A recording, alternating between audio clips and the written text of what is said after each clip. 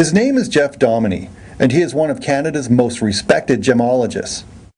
Aside from his work as an appraiser on the Canadian Antiques Roadshow, he is a Fellow with Distinction of the Gemological Association and Gem Testing Laboratory of Great Britain, was founder and president of the Jewelers Association of Canada, and teaches the Jewelry Appraisal Program at Vancouver Community College. ILStv sat down with Geoff to learn what it takes to become an accomplished appraiser.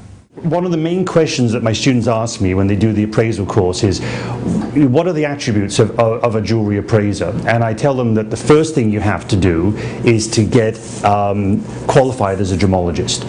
Because there are two parts to an appraisal. One is to qualify and quantify what you're actually appraising, and that's the role of a gemologist. The second part is to assign a value to it.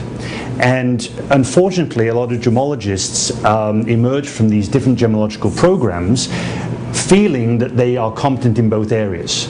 A jeweler that's worked in the industry for 30 years is certainly competent and proficient enough to put a value on a piece of jewelry, but not necessarily qualified to actually identify the piece of jewelry that is appraising. So consequently, we get a lot of errors on appraisals where somebody might believe that the stone is a blue topaz when in actual fact it is a synthetic blue spinel. At the same token, we get gemologists who can accurately identify and grade the stones and everything else, but are seemingly unable to put an actual value, a realistic value on the actual appraisal. So really, to be an appraiser, you have to have years of experience in the jewelry trade in different levels, and also to be a qualified gemologist. People think that you finish your course and that's it. That's when your education ends. That's when your education starts. You've got to constantly keep abreast of what's happening in the marketplace, because like the computer industry, the jewelry industry is changing rapidly.